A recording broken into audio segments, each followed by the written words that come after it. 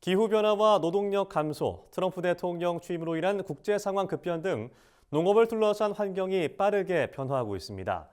우리 농업 농촌의 지속 가능성을 확보하기 위한 정부의 역할이 그 어느 때보다 중요한 시점인데요.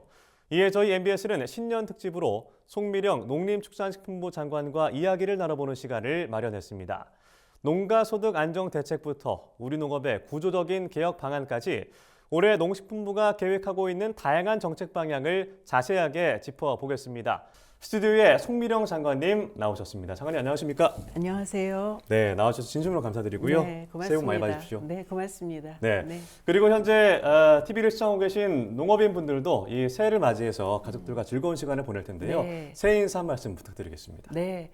전국의 농업인 여러분, 그리고 MBS 시청해 주시는 애청자 여러분, 안녕하십니까? 농림축산식품부 장관 송미령입니다.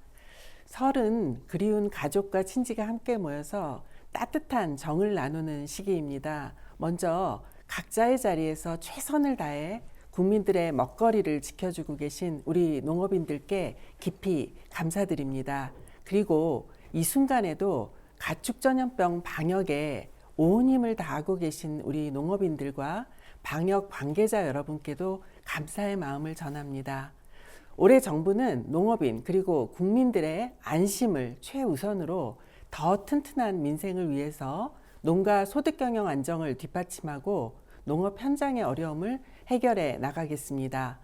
힘든 시기이지만 설 명절만큼은 일상의 근심을 잠시 내려놓으시고 온기를 아낌없이 나누는 행복한 설날 보내셨으면 합니다. 새해 복 많이 받으시길 바랍니다. 네, 장관님께서는 취임하신 지 이제 1년이 조금 넘었습니다. 네. 특히나 또 지난해 우리 농업농촌계에 많은 일들이 있었고요. 지난 한 해를 되돌아본 소감도 한 말씀 부탁드리겠습니다. 예, 지난해에는 우리 농축산물 수급 안정, 그리고 재해 대비와 피해 지원, 가축 전염병 방역 등 시급한 현안에 적극 대응하는 한 해였습니다. 예.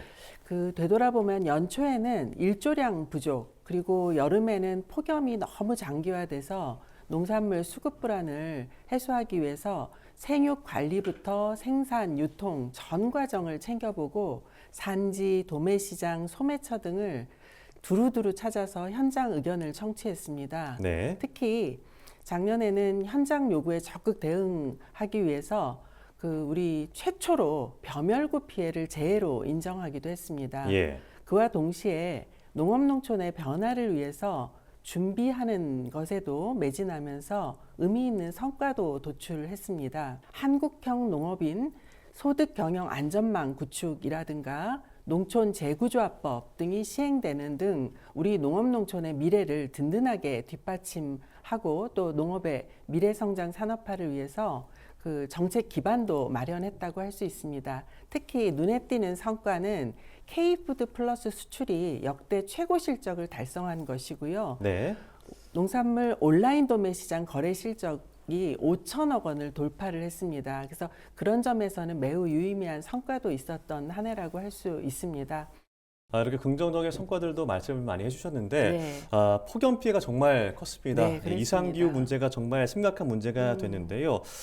농업계에서는 농업인 소득이 문제가 되기 때문에 좀 안정 방안을 마련해달라 네. 이런 목소리가 높은 상황인데요. 정부 차원에서 준비하고 있는 계획들 어떤 게 있습니까? 네, 진짜 이제 기후 변화가 일상화되고 있거든요. 그리고 예. 기후 변화로 인한 이 재해의 빈도나 강도가 계속 증가되고 있습니다. 그리고 네. 우리 농촌의 이제 큰 문제 중에 하나가 또 고령화입니다. 그래서 이러한 농업 환경 변화에 대응하기 위해서 지난해에 민관학 협의체를 통해서 9월 달에 농가소득 문제 그리고 경영위험 해소를 위해서 한국형 농업인 소득 경영 안전망이라는 것을 마련을 했습니다. 그래서 네. 이 내용은 크게 보면 세 가지 틀을 좀 말씀드릴 수가 있는데요. 농업인의 기초소득 안전망 강화를 위해서 직불제를 확대하는 것, 네. 그리고 경영위험 관리를 위해서 수입 안정보험을 본격적으로 추진하는 것, 그리고 재해보험을 보다 내실화하는 것, 이렇게 좀 세 가지 덩어리로 말씀드릴 수 있습니다. 네.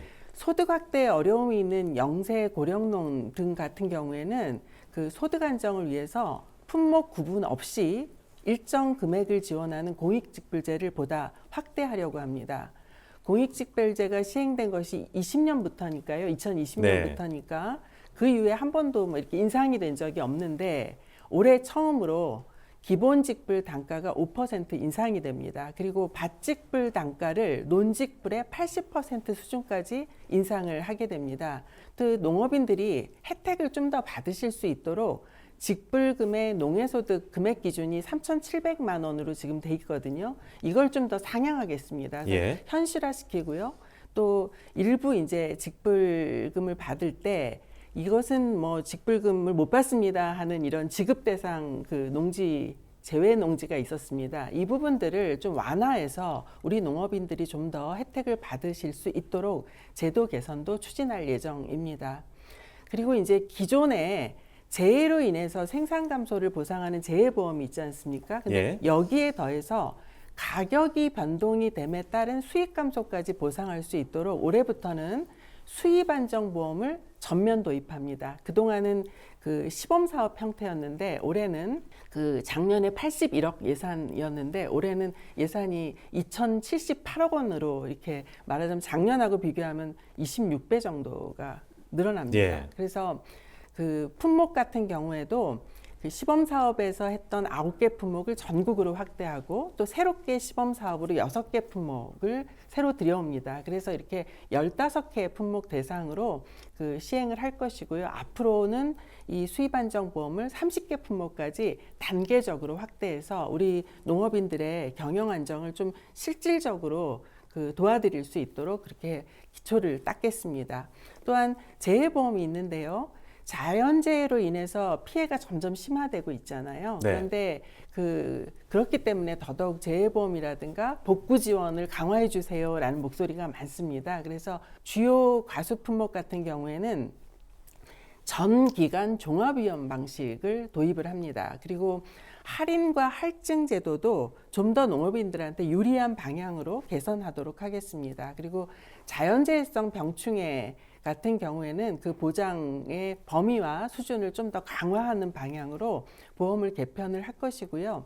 재해복구 같은 경우에는 그 단가의 항목과 범위도 좀 더 확대해서 우리 농업인들이 재해에도 그 피해를 좀 최소화할 수 있도록 그렇게 좀 마련을 하도록 하겠습니다. 네, 이렇게 공익직불제, 수입 안정, 그리고 재해복구보험 확대 등에 대한 내용을 말씀을 해주셨는데요. 이 사료값, 비료값 부담을 호소하는 농민들도 적지 않습니다. 특히나 이런 농자재는 수입 의존도가 높기 때문에 요즘처럼 환율이 높은 시기에는 부담이 더 커질 수밖에 없는 상황인데 이에 대한 대책은 어떤 게 있을까요? 1월 13일에 현안해법 회의를 하면서 우리 농업인들을 좀 더 두텁게 지원하기 위해서 추가 대책을 발표를 했습니다. 그 내용이 이제 후계농 자금을 좀 더 증액하는 것, 그리고 무기질 비료 원료 구매 자금을 지원하는 것, 그리고 축산물 도축 가공업체들의 운영자금을 지원하는 것, 이렇게 세 가지 분야의 사업에 대해서 총 5,771억 원 규모로 추가 지원을 결정을 하였습니다. 후계농자금 같은 경우에는 기존의 예산은 6천억 원 수준이었습니다. 근데 여기에다가 그 4,500억을 더해서 1조 500억 원 수준으로 확대를 했고요. 무기질 비료 원료 구매 자금 같은 경우에는 당초 4천억 원이 예산이었는데 1천억 원을 더해서 5천억 원으로 확대를 했습니다. 그리고 축산물 도축 가공업체 운영자금 같은 경우에는 800억 원이었었는데 이거 더해서 1,071억 원으로 확대를 하였습니다. 그래서 비료 사료 가격 안정을 위해서는 제조업체 대상으로 원료 구매 자금을 지원한다거나 수입 원료에 대해서는 할당 관세를 계속 적용을 해서요. 그 우리 농가들의 부담으로 전이되지 않도록 그 부분을 철저히 관리하도록 할 예정입니다. 지원 예산 확대로 이 농가 부담을 덜어주겠다라고 말씀을 해주셨습니다. 그리고 농지제도 개편 또한 농업계의 주요 관심사 가운데 하나인데요. 장관님께서는 올해 업무 계획을 통해서 농업농촌의 구조적인 개혁을 위한 농지제 개편을 추진하겠다라고 밝히셨습니다. 식량안보 차원에서 농지 보전을 위한 규제를 유지해야 한다라는 목소리도 높은 게 사실인데 이 부분은 어떻게 생각하시는지 말씀 들어보겠습니다. 그러니까 농업농촌을 둘러싼 환경은 굉장히 우리가 급변했다고 이야기를 하잖아요. 그런데 사실은 농지제도 같은 경우에는 1996년이니까 거의 30년간 병직적으로 운영이 되고 있습니다. 그러다 보니까 다들 말씀을 하시죠. 이게 현실에 맞지 않는 불합리한 측면이 너무 많다라고 말씀을 하십니다. 그래서 이런 측면들을 이제는 개선해야 되겠다라는 생각을 하고 있고요. 그리고 농지가 위치하고 있는 그 지역들의 여건도 매우 다른데도 전국 똑같은 기준으로 일률적 기준으로 그 제도를 적용하다 보니까 다양한 수요를 반영하지 못하는 측면이 있습니다. 그래서 그 구체적으로 말씀을 드리면 농업의 범위라는 게 예전에는 그냥 재배에 그쳤다면 사실은 최근에 이제 동향을 보면 그 일종의 전후방 산업들 전체가 다 농업이라고 다양해졌죠. 할 수가 있잖아요. 예. 그래서 그 새로운 형태의 또 농업 수직농장 같은 게 대표적인데요. 새로운 형태의 농업 생산시설도 나타났고요. 그래서 좀 다양한 우리 농업의 범위를 고려를 하면 농지도 그에 맞춰서 그 활용이 다변화될 필요가 있겠다라는 생각입니다. 그래서 농지 활용도를 높여서 우리 농업의 생산성을 확장을 하고 우리 농업인들의 영농 편의도 제고하자라는 게 이제 큰 방향 중에 하나이고요. 두 번째는 이제 말씀드린 것처럼 기존의 농지 소유와 임대차 제도는 좀 과도한 측면이 있는 게 사실입니다. 그래서 이 부분을 좀 완화하자라는 것이고요. 또 지역별로도 수요가 매우 다르기 때문에 그 똑같은 소유 임대차 제도라 할지라도 좀 차등 적용할 필요도 있겠다. 그래서 이렇게 되면은 우리 농지의 유동성이 좀 제고되기 때문에, 그러니까 농지 거래가 활성화된다거나 하기 때문에 이것 역시도 우리 농지의 활용도를 높이는 동시에 우리 농업인들한테도 도움이 된다라고 할 수가 있겠습니다. 그리고 이제 마지막으로 농업진흥지역에 대한 이야기가 상당히 많은데요. 네. 농업진흥지역에 그 불합리한 뭐 지정도 있을 수 있고 뭐 여러 측면이 있다고 봅니다. 농업진흥지역의 지정 해제라든가 또 농지의 전용 권한이라든가 이런 것들을 너무 중앙정부 중심으로 하지 말고 지자체의 자율권을 확대하는 방향으로 운영을 하자라는 것입니다. 그래서 그렇게 되면은 지역 특색에 맞게 자율적 운영을 하고 또 그 농촌 경제도 보다 활성화될 수 있다 이렇게 보는 것이고요. 그래서 근데 이제 걱정하실 수 있죠. 이게 아까 우리 아나운서님도 말씀하신 것처럼 그러면은 우리 되게 농지 보전이라든가 이런 거는 좀 어떻게 됩니까? 네. 이렇게 염려하실 수가 있기 때문에 농업진흥지역은 지자체의 기본 계획을 그 중심으로 해서 그에 기초해서 진행이 되도록 그렇게 하자라는 겁니다. 그래서 그 일종의 중앙정부가 가지고 있던 그 관리의 권한을 지방 중심으로 이렇게 이양해 가면서 확대해 나가는 것이기 때문에 기본 원칙을 공유하게 되면 뭐 농지 투기라든가 우량 농지 훼손 이런 부작용은 최소화할 수 있을 것이다 이렇게 생각을 합니다. 그래서 그 농업인들께서 우려하지 않으시도록 보다 조속한 시일 내에 현장하고 그 소통하면서 충분한 의견 수렴을 병행하도록 하겠습니다. 그래서 가급적 빠른 시기 상반기 내에는 구체적인 개편 방향을 마련해서 추진할 수 있도록 할 계획입니다. 네, 시대가 변함에 따라 또 지역 여건에 따라 세부적인 지원이 필요하다라고 말씀을 해주셨는데 가장 중요한 것은 농민들과의 소통이다라고 말씀을 해주셨습니다. 또 다른 질문을 들어보죠. 이 안정적인 쌀 수급을 위해서 올해 벼 재배 면적 감축을 위한 정책도 시행하신다고 말씀을 해주셨는데 그런데 일부 농민들은 이에 대해서 우려를 제기하고 있습니다. 올해 8만 헥타르 감축 계획에 변동은 없는 건가요? 일단 벼 재배 면적 조정과 같은 경우에는 그 쌀이 공급 과잉 상태이지 않습니까? 그래서 네. 공급 과잉 때문에 쌀값도 뭐 떨어진다 이런 말씀도 하시는 거거든요. 그래서 공급 과잉에 따른 이 쌀값 하락의 악순환을 끊기 위해서는 그리고 그래서 결과적으로 농가 소득을 그 좀 안정시키기 위해서는 필수 불가결한 조치다 이렇게 생각을 하고 있습니다. 그래서 그 저희들이 근데 일부 이제 이게 너무 강제적이고 일방적이다라는 말씀을 하시는데 그건 좀 잘못 알려진 상황입니다. 지자체가 지역 상황에 맞게 자율적으로 벼 재배 면적 조정을 추진하도록 한다라는 게 정부 원칙이고요. 네. 그래서 그런 의미에서 그 지자체랑도 의논을 하고 있고요. 전혀 강제적이거나 일방적인 제도가 아니다라는 말씀을 드리겠습니다. 지난해에 저희가 12월 달에 쌀 생산량에 따라서 시도별로 감축 목표를 그 좀 할당해 드렸습니다. 예. 그럼 그 범위 내에서 지자체에서는 전략 작물을 심는다거나 혹은 지역 특화 작물을 심는다거나 혹은 대체 작물을 재배한다거나 혹은 친환경으로의 전환을 통해서 좀 생산량을 줄인다거나 혹은 일부는 부분 휴경을 한다거나 굉장히 다양한 방식으로 지자체 나름대로의 이행 프로그램을 통해서 이 재배 면적 조정에 참여를 하실 수 있다라는 안내를 드리고 있습니다. 근데 예. 이렇게 하게 되면 잘 적극적으로 참여하시는 지자체에게는 공공비축미를 우선 배정해드리고요. 그 다음에 벼 매입 자금도 우선적으로 지원해드리고 또 SOC 필요한 SOC 지원도 해드리고 이렇게 정부가 해드릴 수 있는 재정적 인센티브는 그렇게 참여를 적극적으로 한 지자체에 보다 확대를 해드리겠다라는